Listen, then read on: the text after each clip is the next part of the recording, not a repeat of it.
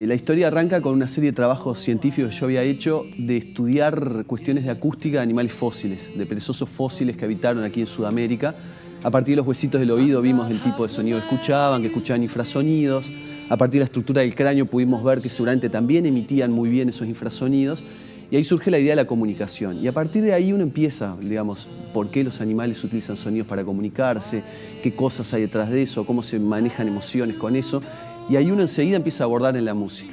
Y a mí siempre me gustó divulgar la ciencia, ¿no? Entonces, en las instancias en que hacía charlas para contar esto, empecé a usar instrumentos musicales. De a poco empecé a usar pedacitos de canciones para mostrar algunos principios vinculados a la acústica y a cuestiones biológicas de la música. Y cuando quise acordar con un grupo de compañeros de trabajo, de científicos también, se nos ocurrió la idea de empezar a armar como una charla temática con los Beatles. Y ahí desempolvar la guitarra, tratar de más o menos armar algo para ir mostrando en vivo las canciones. Y fue un proceso, te digo, arrancamos hace 3 años con un proyecto financiado por Prociencia, que era más bien dirigido a liciales, digamos, al interior de Uruguay. Y bueno, pasó un montón de tiempo y hoy en día es básicamente, te diría, canciones de los Beatles con una frasecita de ciencia para presentar cada una, ¿no? Y bueno, y eso llevó finalmente al libro ¿no? Decía lo de los liciales, yo te comentaba antes de salir al aire, que me parece que una de las cosas que está buenísima del libro, que a mí la verdad me gustó mucho, entre otras cosas, porque tiene esa cosa de, te atrae por el lado musical y cuando te tiene de la mano, digamos, te plantea lo otro, pero desde un lugar que le saca prejuicio a algo que un chiquilín adolescente licial y un adulto también, porque no puede decir, y hablar de qué embole.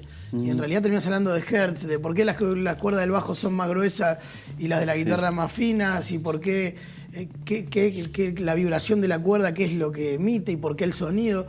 Terminás como envuelto en una cuestión, casi sin darte cuenta, que es eso, que es ciencia aplicada, digamos.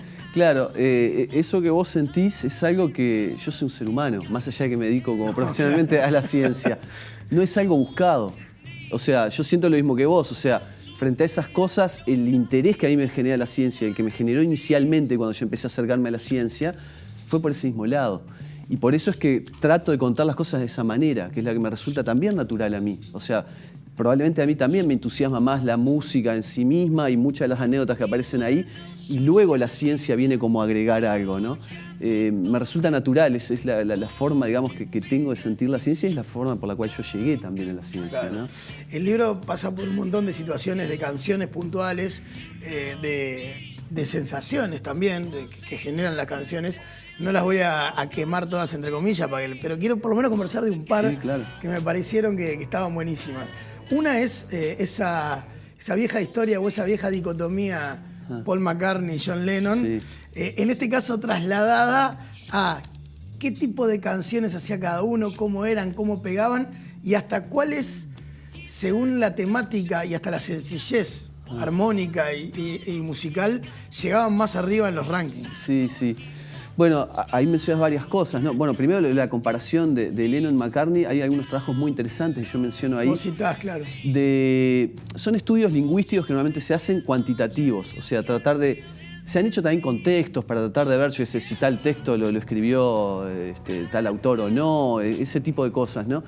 Y, por ejemplo, esos programas de computadora que cuantifican el tipo de palabras, la cantidad de palabras usadas de cada categoría y demás, permiten, por ejemplo, claramente diferenciar lo que es un texto de John Lennon de un texto de Paul McCartney. O sea, son distintos.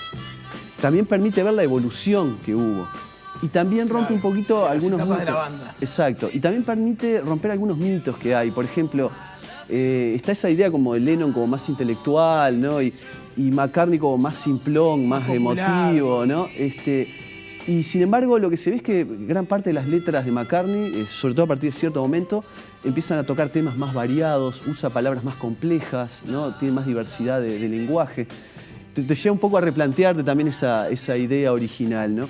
Lo otro interesante respecto a las letras, el análisis ese de letras, es el tema de George Harrison, ¿no? También. Que George Harrison se parecía más a las letras, digamos, de Lennon que a las de McCartney, ¿no?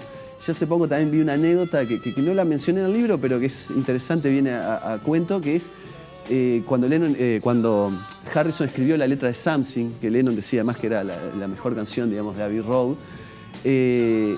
Lennon le decía, ya un Harrison, digamos, maduro, escribiendo Something, ¿no? En uno de sus momentos, digamos, de mayor esplendor dentro de los Beatles, Lennon aconsejándole cómo escribir las letras, diciéndole que no, la letra no la trabajes demasiado, trata de tirarla de una. Y tal vez eso también la influencia inconsciente, claro.